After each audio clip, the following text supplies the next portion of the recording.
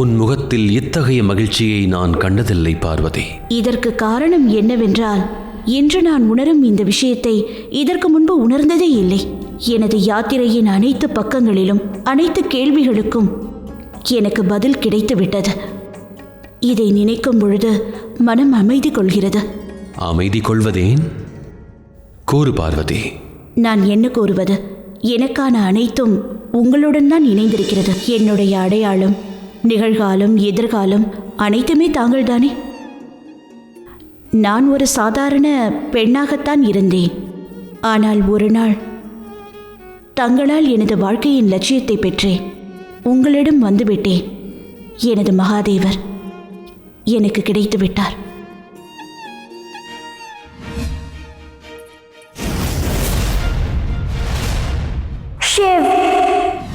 உன்னுடைய அந்த யாத்திரையில்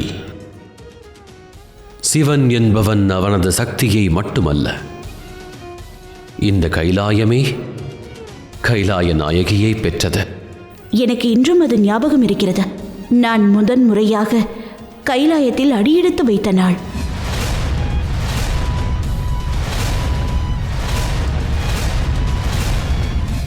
அப்பொழுது நான் நினைத்தது என்ன தெரியுமா?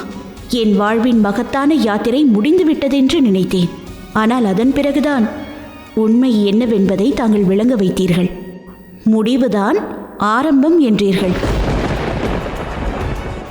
ஒரு புது யாத்திரை எனக்காக காத்திருக்கிறது என்பதை உணர்த்தினீர்கள். அந்த யாத்திரையின் மூலமாக பெண்ணின் சக்தி என்னவென்பது புரிந்தது. ஒரு பெண் தனக்குள் இருக்கும் சக்தியை உணர்ந்து விட்டால் எதிரிகளை அழித்து விடுவார்.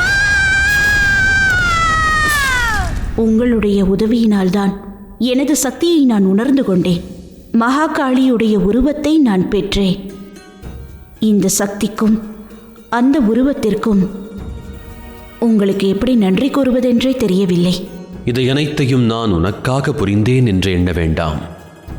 இவை அனைத்தையுமே நான் எனக்காக புரிந்தேன் பார்வதி. ஏனெனில் நீ என்பதே நான் கௌரி. நீ இருப்பதால் சிருஷ்டியும் நலம் பெற்றிருக்கிறது. ஆனால் எனக்கு அனைத்தும் தாங்கள்தானே மகாதேவா. நீங்கள் எனக்கு மகாகாளியின் உருவத்தை அளித்தீர்கள். ஒவ்வொரு பெண்ணும் தனக்கான மரியாதை கிடைக்க வேண்டும் என்று நினைப்பாள்.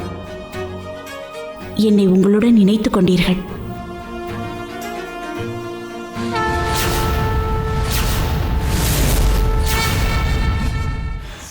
அந்த மகிழ்ச்சியை இப்பொழுது கூட என்னால் வார்த்தைகளால் விவரிக்க முடியாது மகாதேவா.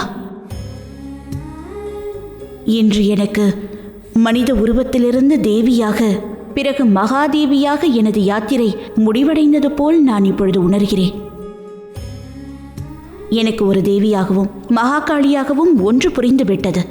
சங்கடங்கள் எவ்வளவு பெரியதாக இருந்தாலும் சரி, அதற்கான முடிவு நிச்சயம் இருக்கும். ஆகையால்தான் இன்று எனது மகிழ்ச்சியை முழுமையாக உணர்ந்து கொள்ளும் நிலைக்கு வந்துவிட்டேன். ஒன்று எனக்கு மன நிறைவாக உள்ளது.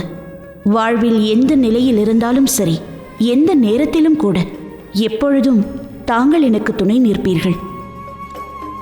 இப்பொழுது கார்த்திகேயன் மற்றும் கணேசனின் திருமணமும் முடிவாகிவிட்டது. ஒரு தாயாக நான் இன்று மிகவும் மகிழ்ச்சியுடன் இருக்கிறேன். எனக்கு ஒன்று நன்றாக தெரியும். ஒரு தேவியின் உருவத்தில், ஒரு அன்னையின் உருவத்தில், மனைவியின் உருவத்தில் தனது குழந்தைகளின் எதிர்காலத்தை குறித்துதான் அவளது கனவுகள் அடங்கியிருக்கும். ஒரு பெண்ணாக எனது அனைத்து கடமைகளையும் நான் பூர்த்தி செய்துவிட்டேன்.